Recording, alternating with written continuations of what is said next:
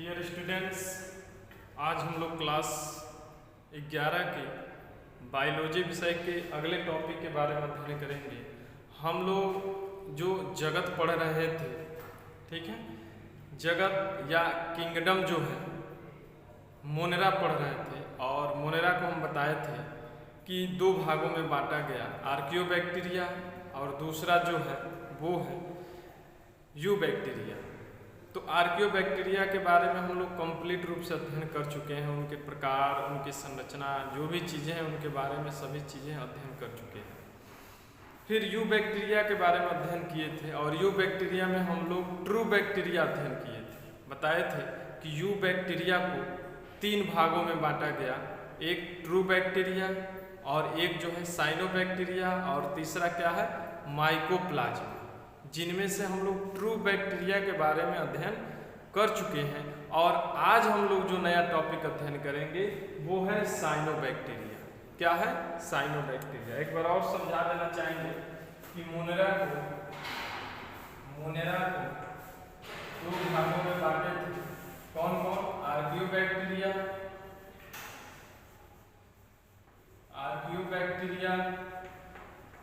और यूबैक्टीरिया।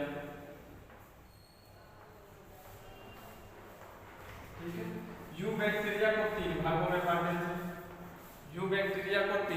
बांटे थे। कौन कौन? ट्रू बैक्टीरिया,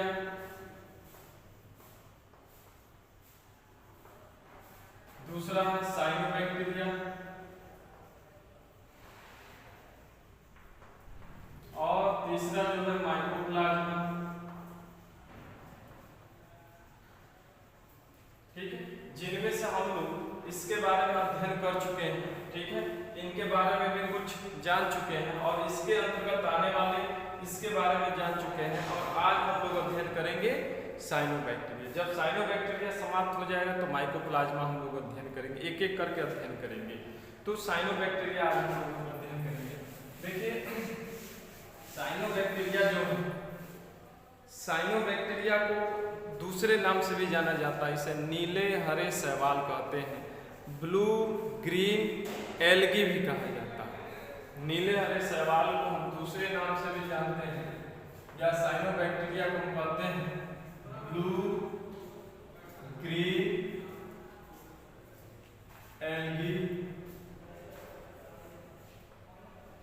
कहते हैं। क्या कहते हैं? एल्गी कहते हैं।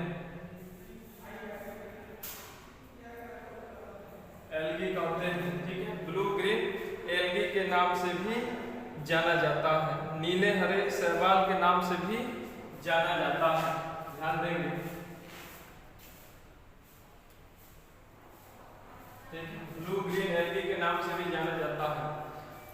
देखिए, इनके क्या कैरेक्टर होते हैं, नीले हरे शैवाल के क्या कैरेक्टर होते हैं, या साइनोबैक्टीरिया के क्या कैरेक्टर होते हैं, इसके बारे में जानेंगे। देखिए, नीले हरे शैवाल जितने भी होते हैं सभी के सभी जो होते हैं ग्राम पॉजिटिव, पहला देखेंगे ग्राम नेगेटिव होते हैं। नीले हरे शैवाल या साइनोबैक्टीरिया के जितने सदस्य होते हैं सभी के सभी ग्राम नेगेटिव होते हैं। ग्राम नेगेटिव ग्राम पॉजिटिव के बारे में इससे पिछले वीडियो के बारे में हम बता चुके हैं। ठीक है, पिछले वीडियो में हम बताए थे कि ग्राम नेगेटिव बैक्टीरिया क्या होता है, ग्राम पॉजिटिव बैक्टीरिया क्या होता है। तो ये साइनोबैक्टीरिया के सभी सदस्य जो होते हैं ये ग्राम नेगेटिव होते हैं। दूसरा इसमें देखेंगे कि ये प्रोकैरियोटिक होते हैं। क्या होते हैं? प्रोकैरियोटिक।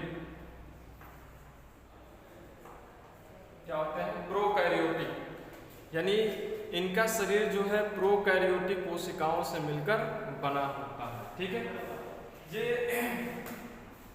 प्रोकैरियोटिक होते हैं। इसके अतिरिक्त इनके जितने सदस्य होते हैं, ठीक है, मैक्सिमम सभी के सभी प्रकाश संश्लेषी होते हैं। क्या होते हैं? प्रकाश संश्लेषी होते हैं, यानी फोटोसिंथेटिक होते हैं। फोटोसिंथेटिक, ठीक है, फोटोसिंथेटिक होते हैं। ये 3 लक्षण याद रखेंगे कि साइनोबैक्टीरिया के सदस्य ग्राम नेगेटिव होते हैं, प्रोकैरियोटिक होते हैं और फोटोसिंथेटिक होते हैं, यानी प्रकाश संश्लेषी होते हैं। यानी इनमें प्रकाश संश्लेषण क्रिया होती है, फोटोसिंथेसिस क्रिया होती है, इसलिए ये स्वकोषी होते हैं। सन 1978 से पहले सन 1978 से पहले साइनोबैक्टीरिया को, इन्हें हम ब्लू ग्रीन एल्गी कहते थे। 1978 से पहले साइनोबैक्टीरिया को हम नीले हरे शैवाल के नाम से जाना जाता था और इसको शैवाल में रखा जाता था, ठीक है, और शैवाल के अंतर्गत इनके बारे में अध्ययन किया जाता था। लेकिन सन 1978 में जो भी जीव वैज्ञानिक थे, ठीक है, जो भी जीव वैज्ञानिक थे, उन्होंने देखा कि इनके कुछ ऐसे लक्षण हैं जो बैक्टीरिया से एकदम मेल खाती है। इस आधार पर इन्होंने इसे साइनोबैक्टीरिया कहा और इसे बैक्टीरिया के अंतर्गत अध्ययन किया जाता है। अब वर्तमान में इसे ब्लू ग्रीन एल्गी को किसके अंतर्गत अध्ययन किया जाता है? बैक्टीरिया के अंतर्गत अध्ययन किया जाता है, क्योंकि इनके अंदर कुछ ऐसे लक्षण होते हैं जो बैक्टीरिया से बिल्कुल मिलते जुलते हैं। इस कारण इन्हें हम बैक्टीरिया के अंतर्गत अध्ययन करते हैं और इसका नाम पड़ गया साइनोबैक्टीरिया। यानी 1978 के बाद साइनोबैक्टीरिया के रूप में अध्ययन किया जाता है। इससे पहले 1978 से पहले नीले हरे शैवाल के रूप में शैवालों के अंतर्गत अध्ययन किया जाता था, ठीक है। देखिए, जो भी इनके विशेष लक्षण हैं वो भी जान लिया जाए, ये तो है ही है, और भी लक्षण जान लिया जाए। देखिए, इनके सदस्य जो होते हैं वो उनमें केंद्रक पूर्ण रूप से विकसित नहीं होता है। जब प्रोकैरियोटिक हम कह दिए तो इनमें न्यूक्लियस क्या होता है? न्यूक्लियस जो होता है वेल डेवलप नहीं होता है, पूर्ण विकसित नहीं होता है। इसके अतिरिक्त इनके कोशिकाओं में नीला और हरा रंग प्रदान करने के लिए विशेष प्रकार के पदार्थ होता है जिससे हम फाइकोसाइनिन कहते हैं। क्या कहते हैं? फाइकोसाइनिन कहते हैं। फाइकोसाइनिन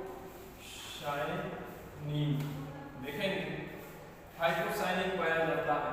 इनकी कोशिकाओं में नीला और हरा रंग प्रदान करने के लिए विशेष प्रकार का एक पिगमेंट होता है जो कलर प्रदान करता है, जिसे हम क्या कहते हैं? फाइकोसाइनिन कहते हैं। इस फाइकोसाइनिन के कारण ही इनका कलर जो होता है वो कैसा होता है? ब्लू होता है और क्या होता है? ग्रीन होता है। ये एक प्रकार का पिगमेंट है, एक प्रकार का क्या है? पिगमेंट है, वर्णक है। इस पिगमेंट के पाए जाने के कारण ही इनका कलर कैसा होता है? ब्लू और क्या होता है? ग्रीन होता है, ठीक है। इसके अतिरिक्त भी इनमें पिगमेंट पाए जाते हैं जो प्रकाश संश्लेषण क्रिया करने में सहायक होते हैं। कौन कौन होते हैं? फाइकोइरिथ्रिन होते हैं, क्लोरोफिल ए होते हैं और कैरोटीन होते हैं। इसके अतिरिक्त भी कौन कौन से होते हैं देखेंगे। फाइकोइरिथ्रिन,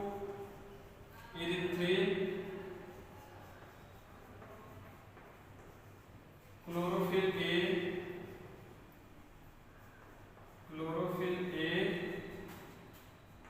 और कैरोटीन देखेंगे। इसके अतिरिक्त भी इनमें पिगमेंट होते हैं। कौन कौन से? फाइकोइरिथ्रिन, क्लोरोफिल ए और कैरोटीन। इनके पाए जाने के कारण ही, ठीक है, प्रकाश संश्लेषण क्रिया होती है। इनके पाए जाने के कारण ही प्रकाश संश्लेषण होता है, अर्थात फोटोसिंथेसिस की क्रिया होती है। और ये क्या होते हैं? स्वपोषी होते हैं, ऑटोट्रोफ होते हैं, अपना भोजन स्वयं बना लेते हैं, ठीक है।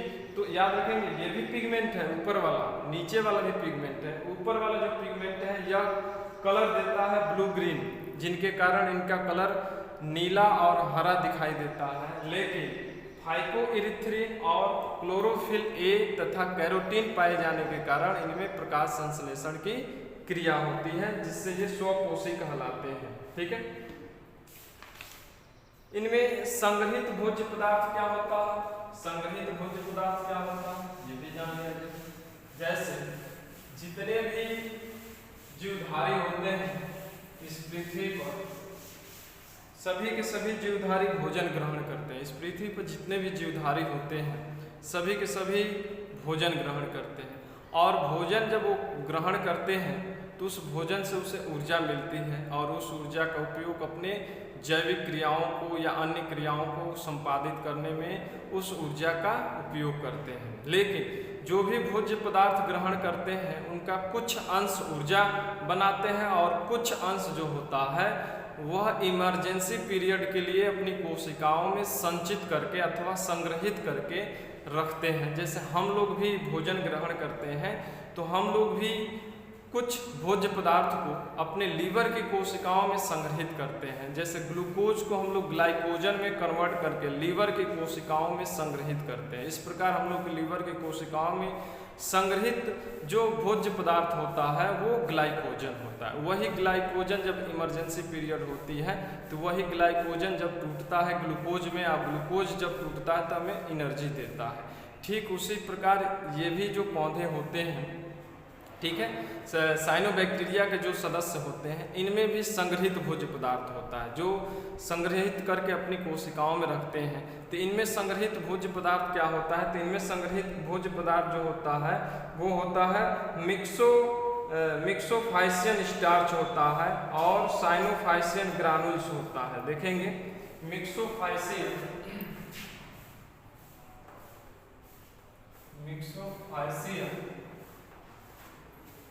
ठीक है स्टार्च होता है, मिक्सोफाइसियन ये संग्रहित भोज्य पदार्थ है, मिक्सोफाइसियन स्टार्च होता है।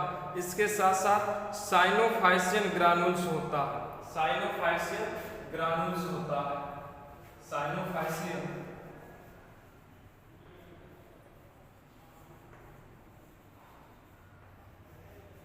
ग्रानुल्स होता है।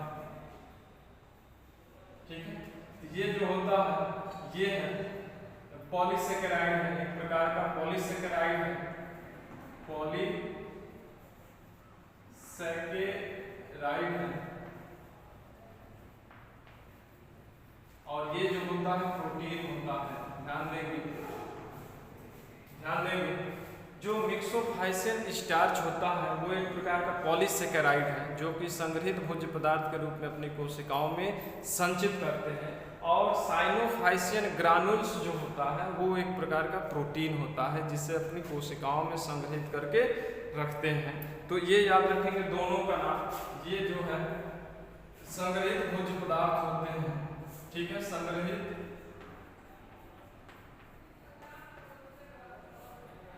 भोज्य पदार्थ होते हैं, संग्रहित भोज्य पदार्थ होते हैं जो कि अपनी कोशिकाओं में इसे संचित करके रखते हैं। ठीक है, इनमें चल अवस्था नहीं पाई जाती है। अगला जो लक्षण है, इनमें चल अवस्था नहीं पाई जाती है, यानी ये नॉन मोटाइल किस्म के होते हैं, नॉन मोटाइल किस्म के होते हैं। आप लोग बताए होंगे बैक्टीरिया में, बताए होंगे चल बैक्टीरिया, अचल बैक्टीरिया। तो इनके जितने सदस्य होते हैं वो अचल होते हैं, यानी इनमें गमन की क्रिया नहीं होती है, यानी ये नॉन मोटाइल होते हैं। ठीक है, अगला देखेंगे इनके जितने भी सदस्य होते हैं, ज़्यादातर सभी के सभी सदस्य जो होते हैं, सभी के सभी होते हैं, ज़्यादातर नहीं, सभी के सभी सदस्य जो होते हैं एक कोष की होते हैं। क्या होते हैं? एक कोष की होते हैं या कॉलोनियल होते हैं। ध्यान देंगे ये यूनिसेलुलर होते हैं, यूनिसेलुलर भी होते हैं या कॉलोनी के रूप में भी पाए जाते हैं, कॉलोनियल भी होते हैं। ध्यान देंगे कॉलोनियल भी होते हैं। ठीक है, यूनिसेलुलर होते हैं अथवा ये कॉलोनियल होते हैं। ठीक है, यूनिसेलुलर के रूप में भी पाए जाते हैं, एक कोषीय रूप में भी पाए जाते हैं, और ये समूह के रूप में भी पाए जाते हैं। जब ये समूह के रूप में पाए जाएंगे तब उसे हम कॉलोनियल कहेंगे। ठीक है, यानी कॉलोनी ये बनाते हैं और ये एक ग्रुप में इनके सदस्य एक दूसरे से के साथ पाए जाते हैं, तब उसे हम कॉलोनी कहेंगे। ठीक है, इसके अलावा ये सिंगल भी पाए जाते हैं। जब सिंगल पाए जाएंगे तो तंतुमयी होंगे। कैसा होंगे? तंतुमयी होंगे, यानी फिलामेंटस होंगे। क्या होंगे? फिलामेंटस होंगे, फिलामेंटस होंगे। ठीक है, तंतु के रूप में पाए जाएंगे। जब ये अकेले स्वतंत्र रूप से पाए जाते हैं तो फिलामेंटस होते हैं, जब समूह के रूप में पाए जाएंगे तो कॉलोनियल होते हैं, कॉलोनी के रूप में पाए जाते हैं। और इनके सदस्य कैसे होते हैं? यूनिसेलुलर होते हैं, एक कोशिकीय होते हैं। ठीक है, जब ये कॉलोनी के रूप में पाए जाते हैं, जब ये कॉलोनी के रूप में पाए जाते हैं, ध्यान देंगे जब ये कॉलोनी के रूप में पाए जाते हैं, जैसे मान लीजिए ये इनके सदस्य हैं और ये समूह के रूप में पाए जा रहे हैं, मान लिया जाए इनके ये सदस्य हैं और समूह के रूप में या कॉलोनी के रूप में पाए जाते हैं, तो इस कॉलोनी के चारों ओर एक जेलीनुमा आवरण का निर्माण होता है। इनके चारों ओर जेलीनुमा एक आवरण का निर्माण होता है। ठीक है, इनके चारों ओर क्या होता है, एक जेलीनुमा आवरण का निर्माण होता है। एक जेलीनुमा आवरण का निर्माण होता है। यह जेलीनुमा आवरण जो होता है इनको चारों ओर से ढकने का कार्य करता है और जल का अवशोषण करता है, जिनके कारण इनके बॉडी में नमी बनी रहती है। ठीक है, तो ये जेलीनुमा आवरण होता है, ध्यान देंगे, जेलीनुमा आवरण होता है। और यह जेलीनुमा आवरण जो होता है जेल के समान होता है, चिपचिपा होता है, म्यूसिलेजिनस होता है, चिकना होता है और इनके अंदर जल को सोखने की क्षमता होती है। जल के सोखने की क्षमता होने के कारण ही इनको क्या करता है, इनके बॉडी को नमी प्रदान करता है। इसके साथ साथ देखेंगे कि इनके सदस्य सबसे ज़्यादा जो प्रदूषित जल होते हैं उनमें ज़्यादा ये फलते फूलते हैं। जहाँ पे जल में खनिज तत्वों की मात्रा अधिक हो जाती है, खनिज तत्वों या पोषक तत्वों की मात्रा अधिक बढ़ जाती है, वहाँ पे ये ज़्यादा फलते फूलते हैं, यानी इनकी संख्या ज़्यादा ग्रोथ करती है वहाँ पे जहाँ पे प्रदूषित जल होता है। ठीक है, इनमें क्लोरोफिल ए पाया जाता है। ठीक है, क्लोरोफिल जो होता है ए पाया जाता है। क्लोरोफिल ए पाए जाने के कारण इनमें प्रकाश संश्लेषण की क्रिया होती है। ध्यान देंगे, क्लोरोफिल जो होता है, क्लोरोफिल ए पाया जाता है और क्लोरोफिल ए पाए जाने के कारण इनमें प्रकाश संश्लेषण की क्रिया होती है, इसलिए ये क्या होते हैं, स्वपोषी होते हैं। इनके कुछ उदाहरण कौन कौन से हैं, तो देखिए इनके एग्जाम्पल जो है, एग्जाम्पल्स जो होते हैं, नास्टाक होते हैं, एनाबीना,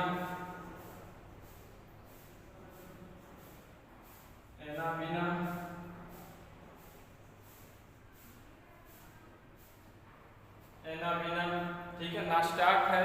इसके अलावा क्या है, एनाबीना है, इनके ये सदस्य होते हैं, एनाबीना इनके सदस्य होते हैं। ठीक है, नास्टाक और क्या है, एनाबीना इनके सदस्य होते हैं। ध्यान देंगे, जो भी साइनोबैक्टीरिया उनके सदस्य का नाम क्या है, एनोबीना और क्या है, नास्टाक है, जो इनके सदस्य हैं। ठीक, अब आगे देखेंगे कि इनकी कोशिकीय संरचना किस प्रकार होती है। बैक्टीरिया के कोशिकीय संरचना के बारे में अध्ययन करेंगे। सेल स्ट्रक्चर ऑफ साइनोबैक्टीरिया, जो साइनोबैक्टीरिया होते हैं उनकी कोशिका की संरचना किस प्रकार होती है, कौन कौन सी संरचनाएं पाई जाती हैं, उन्हीं के बारे में अध्ययन करेंगे। तो देखेंगे ये जो फिगर हम बनाए हैं, यह एक प्रकार एनाबीना जो होता है, कल बताए थे कि जो एनाबीना है और नास्टाक जो होता है साइनोबैक्टीरिया का सदस्य है, उसी एनाबीना के एक कोशिका का यहाँ पे हम फिगर बनाए हैं। इन्हीं के बारे में हम लोग अध्ययन करेंगे। तो इनमें जो भी संरचनाएं दिख रहे हैं उन्हीं संरचनाओं के बारे में हम पूर्ण रूप से अध्ययन करेंगे। तो पहली संरचना क्या है देखेंगे। पहली संरचना जो होगी वो होगी म्यूसिलेजिनस शीथ। म्यूसिलेजिनस शीथ है, क्या है, म्यूसिलेजिनस शीथ है, म्यूसिलेजिनस शीथ है,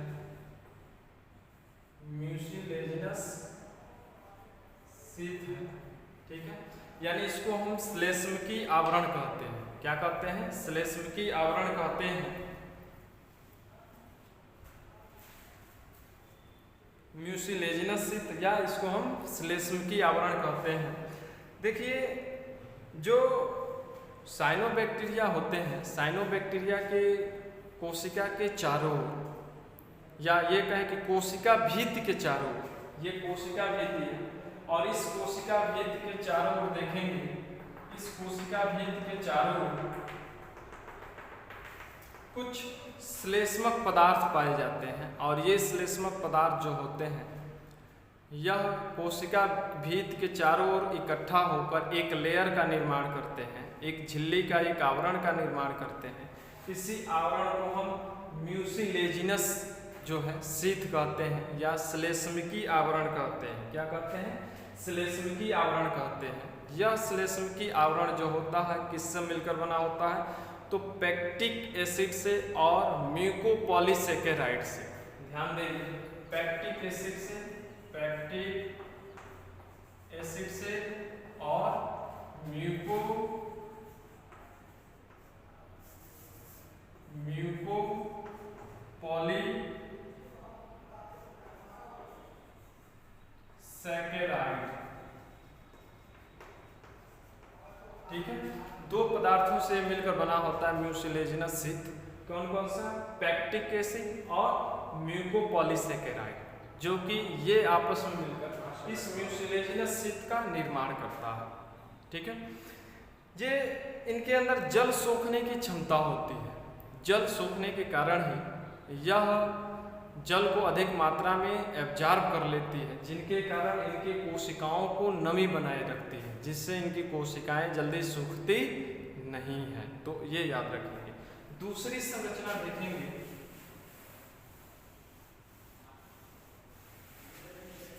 दूसरी संरचना जो है, दूसरी क्या है? सेल वॉल है। क्या है?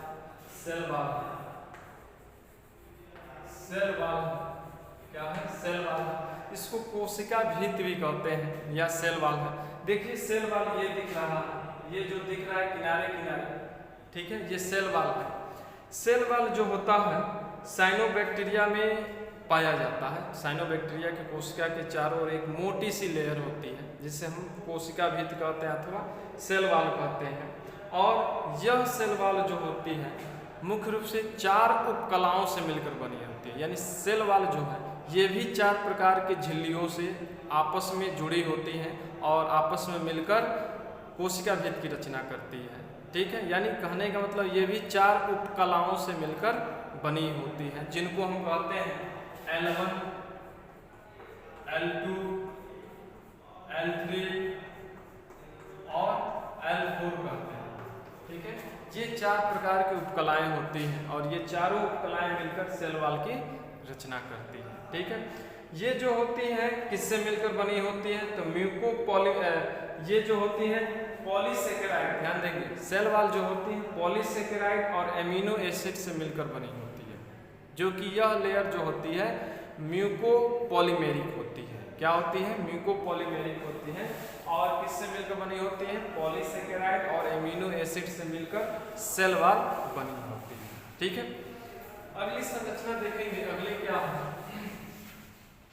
अगली जो संरचना है वो है जीव द्रव्य कला है, साइटोप्लाज्मिक मेम्ब्रेन या प्लाज्मा मेम्ब्रेन भी कह सकते हैं। तीसरी जो है साइटोप्लाज्मिक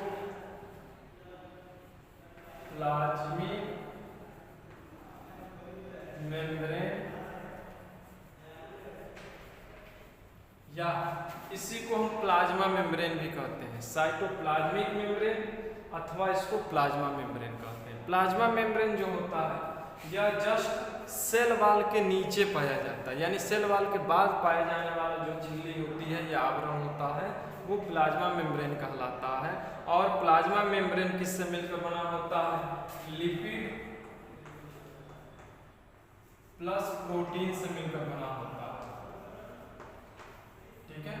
लिपिड प्लस प्रोटीन से मिलकर बना होता है। जो प्लाज्मा मेम्ब्रेन होता है या साइटोप्लाज्मिक मेम्ब्रेन होता है यह लिपिड और किससे मिलकर बना होता है? प्रोटीन से। लिपिड प्लस प्रोटीन से मिलकर बनी हुई एक आवरण होती है, जो कि बहुत ही पतली आवरण होती है और सेल वॉल के बाद पाई जाती है। ये देखिए यहाँ जो लिखे भी हैं, ठीक है। ये जो झिल्ली देख रहे हैं, ये जो झिल्ली, ये जो क्या है? ये जो झिल्ली है इसे हम प्लाज्मा मेम्ब्रेन कहते हैं। क्या कहते हैं? प्लाज्मा मेम्ब्रेन कहते हैं, ठीक है। अगली संरचना देखेंगे, क्रोमेटोप्लाज्म है। चौथा जो क्रोमेटोप्लाज्म है,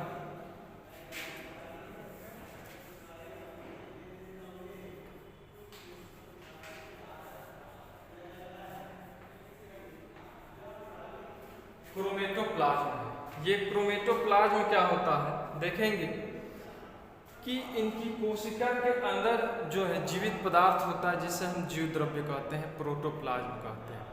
और इस प्रोटोप्लाज्म के परिधि भाग में, ये पूरा भाग अंदर का प्रोटोप्लाज्म कहलाता है, जीव द्रव्य। और इसके परिधि भाग में यानी किनारे किनारे परिधि भाग का मतलब है कि कोशिका के किनारे किनारे, इनके किनारे किनारे देखेंगे वर्णक युक्त पट्टलिकाएं पाई जाती हैं। ये देखिए पट्टलिकाएं हैं, ये है, ये है, ये है, ये वर्णक युक्त पट्टलिकाएं हैं या पिगमेंटेड लैमेली पाई जाती है।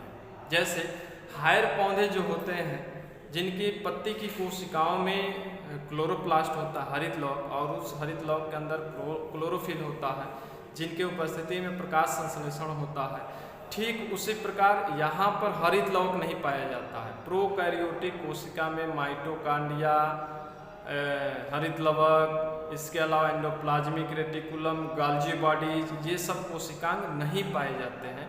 तो सोचने वाली बात है, जब इसमें नहीं पाए जाएंगे हरित लवक और हायर प्लांट में पाए जाते हैं, तो इसमें आखिर प्रकाश संश्लेषण क्रिया जो होती है, ठीक है, वो किस कोशिकांग की उपस्थिति के कारण होती है? तो उसमें जो होता है लैमेली पाई जाती है, जो कि यही लैमेली जो है हरित लवक का समवृत्ति है। क्या है? समवृत्ति, एनालोगस ऑर्गन कहेंगे, ठीक है, समवृत्ति है, यानी इसमें लैमेली पाई जाती है, ठीक है, चूंकि यह प्रोकैरियोटिक कोशिका है, ठीक है, तो इसमें जो संरचना होगी लैमेली होगी, और इसी लैमेली में कुछ पिगमेंट पाए जाते हैं जिसे हम क्या कहते हैं? फोटोसिंथेटिक लैमेली कहते हैं। और इसमें पिगमेंट जो होते हैं, उसी पिगमेंट की उपस्थिति में प्रकाश संश्लेषण क्रिया होता है, ठीक है, और भोजन का निर्माण करता है, ठीक है। देखेंगे कि इस पट्टलिका में, ये जो पट्टलिका देख रहा है, पट्टलिका को ही हम लैमेली कहते हैं।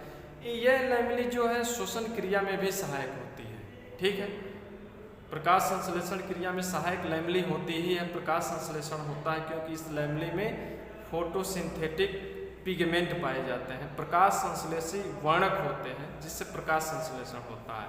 इसके अतिरिक्त इसी लैमेली में श्वसन क्रिया होता है, रिस्पायरेशन की क्रिया भी होता है। रिस्पायरेशन की क्रिया होने के कारण ही इस लैमेली को हम फोटोसिंथेटिक रिस्पायरेटरी लैमेली कहते हैं। क्या कहते हैं? फोटोसिंथेटिक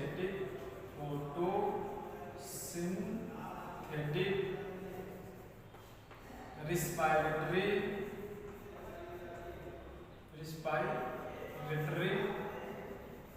लैमेली कहते हैं, लैमेली। ध्यान देंगे, इस लैमेली को हम दूसरे नाम से कह सकते हैं फोटोसिंथेटिक रिस्पायरेटरी लैमेली भी कह सकते हैं, क्योंकि यह श्वसन क्रिया में भी सहायक होता है। चूँकि प्रकाश संश्लेषण क्रिया में जब सहायक होगा तब इसे फोटोसिंथेटिक लैमेली कहेंगे, और जब श्वसन क्रिया में भी अगर सहायक हो जाए तब इसे फोटोसिंथेटिक रिस्पायरेटरी लैमेली कहेंगे। यानी दोनों क्रियाएं करता है, श्वसन क्रियाएं भी और प्रकाश संश्लेषण क्रियाएं भी इसी के द्वारा होता है, ठीक है। इनमें देखेंगे इनके जीव द्रव्य में जगह जगह पे छोटे छोटे कण संरचना पाया जाता है, जिसे हम राइबोसोम कहते हैं। और प्रोकैरियोटिक कोशिका से चूंकि यह मिलकर बना होता है, जो भी साइनोबैक्टीरिया होते हैं, ठीक है, तो इसमें राइबोसोम किस प्रकार का होगा? 70S प्रकार का होगा। किस प्रकार का होगा?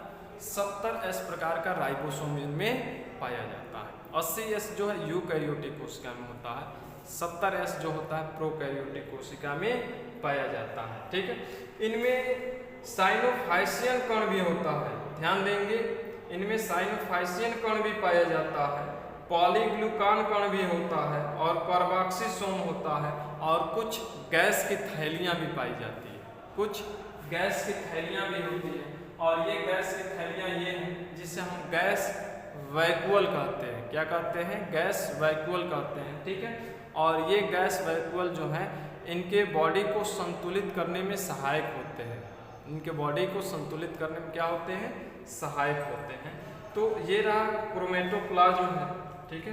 क्रोमेटोप्लाज्म इसलिए इसको कहा गया है, ठीक है, क्योंकि ये ऐसा जीव द्रव्य है जिसमें क्या होता है, इसमें फोटोसिंथेटिक लैमेली है। इस लैमेली के पाए जाने के कारण इसे हम क्रोमेटोप्लाज्म कहा गया है, ठीक है। क्या कहा गया?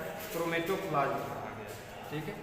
अगला पॉइंट देखेंगे, पांचवा जो हो क्या अगला है जीनोफोर है या जीनधर है। पांचवा जो हो जीनोफोर,